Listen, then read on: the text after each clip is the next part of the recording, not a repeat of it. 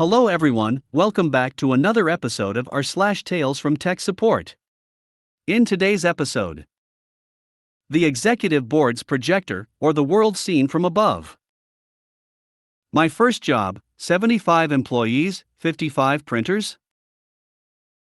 Before we get started, make sure to subscribe so you will never miss a video. So let's get started. The Executive Board's Projector, or the World Seen from Above.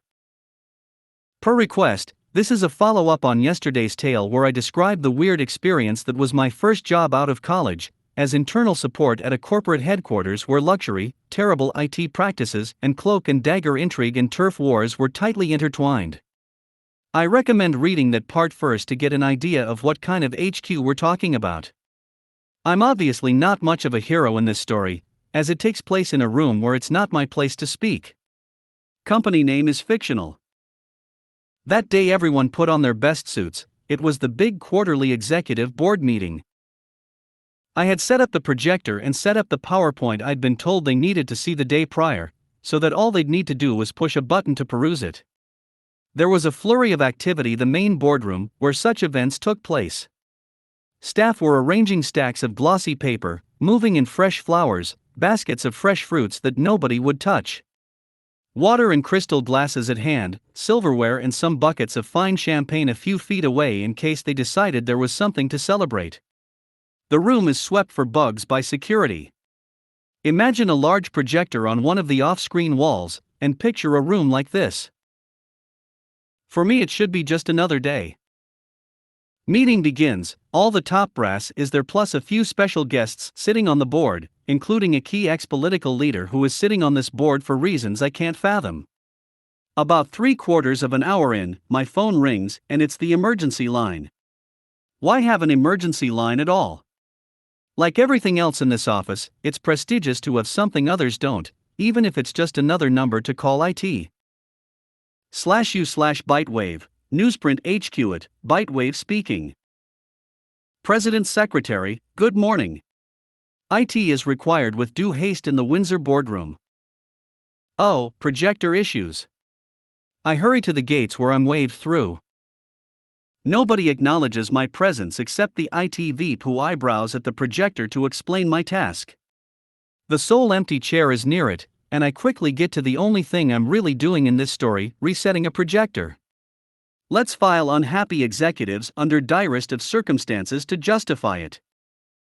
HR VP, the wave of acquisitions has overall been a remarkable success, and as Finance VP explained earlier, we are on much stronger footing both laterally and vertically than 3 quarters ago, but we need to address integration issues. Some employees aren't adapting to our business culture and cling to previous identities. We have regional offices where even after sending clear directives, they don't even answer the phones saying newsprint. The president of the company is getting pretty old. His son and heir has been piling up titles for a while. Things like vice president without portfolio and executive coordinator for the Greater Canada region.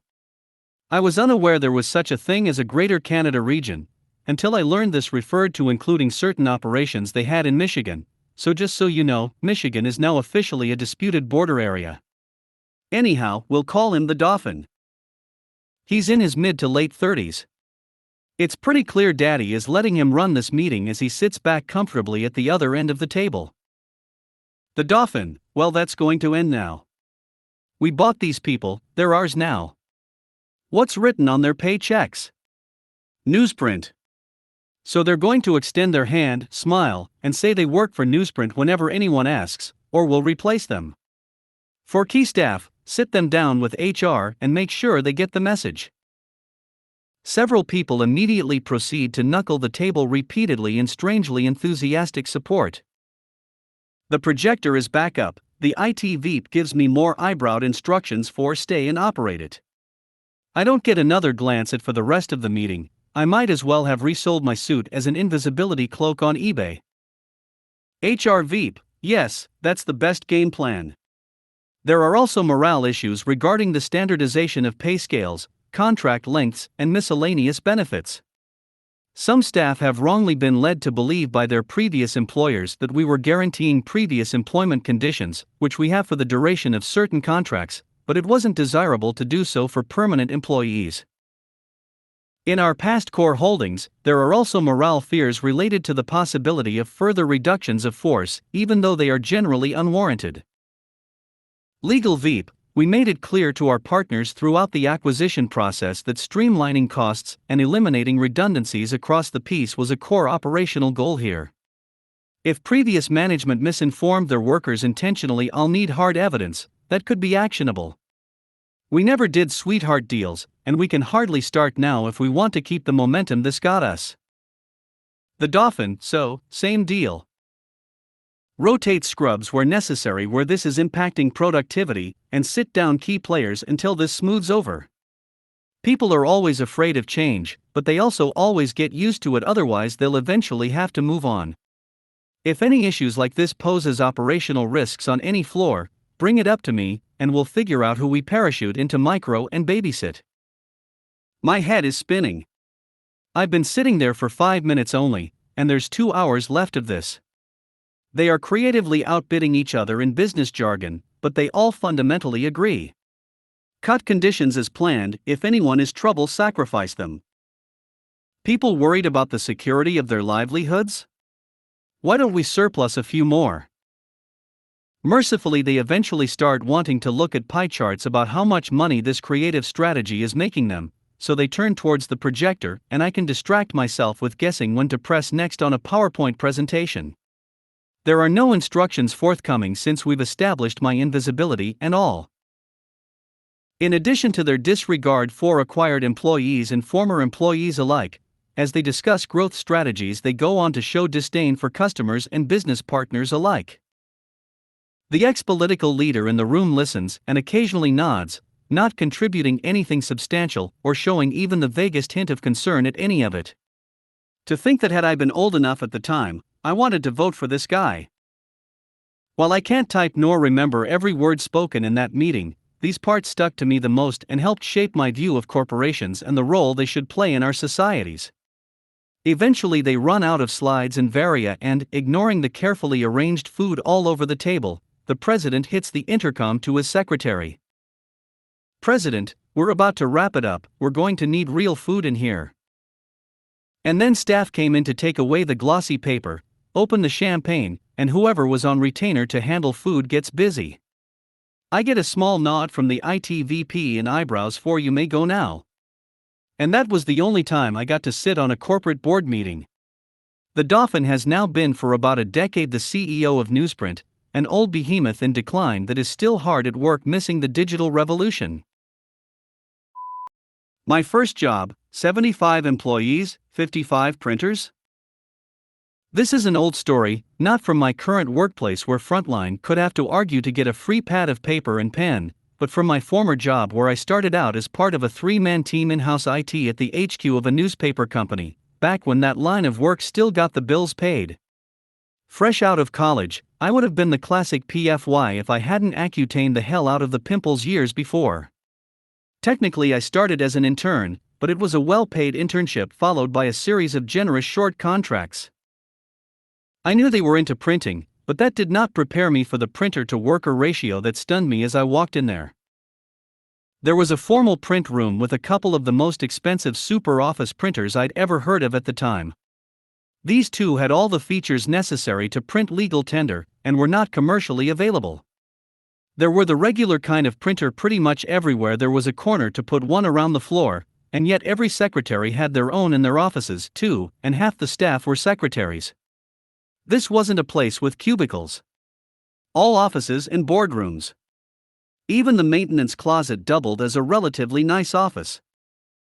It didn't stop with the printers. Everyone had everything. The latest gadgets for everyone above janitor. Second day my boss gives me an expenses account explaining that I'll have to regularly purchase new things as I get orders handed down. /u/ByteWave, okay, I need to understand better how things work here. Why so many printers? Why are we ordering so many laptops and licenses just for this floor? My first boss, like we talked about in the interview, This is HQ, and it has a unique culture. Anything that gets paper approved by any of the 12 VPs or the president's secretary does not get disputed. We order it, we set it up nicely, we sync it when they can't. Each of them will be making sure their secretaries have all the same toys as the others. You'll be mostly migrating boxes for now, but if you get a paper order or email for any equipment, you put it in right away. By the way, always knock before entering a room with a closed door and wait to enter. Oh yeah, migrating boxes.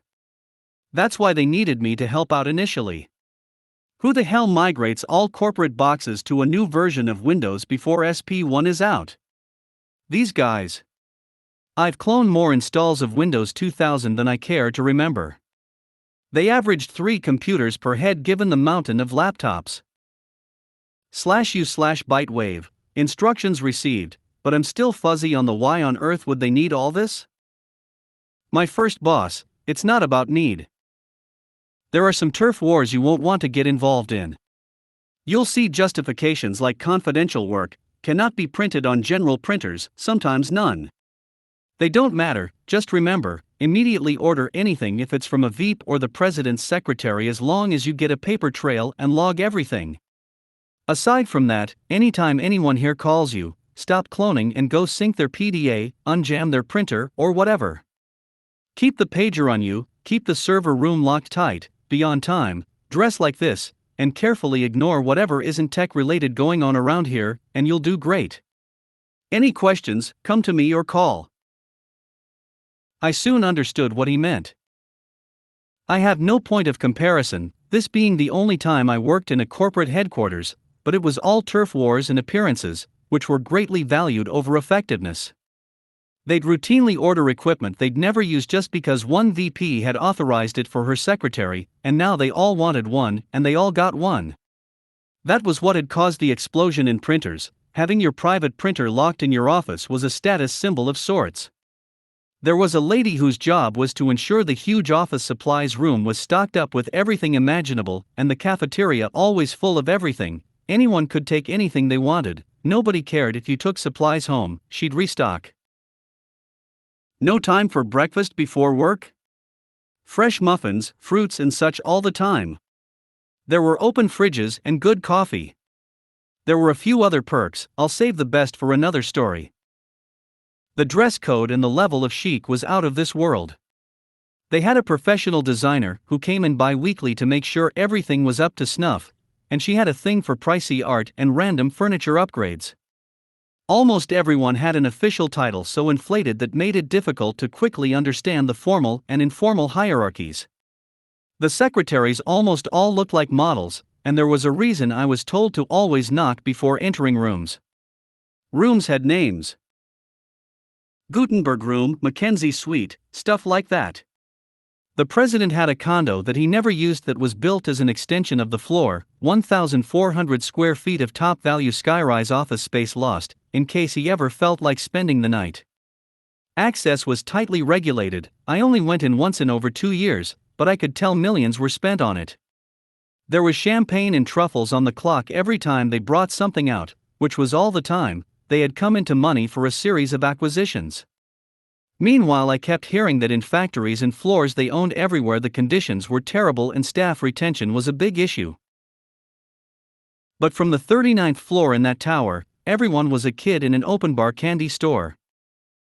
I came to understand I got the job largely because I looked sharper, sounded more educated and dressed better than the others for the interview.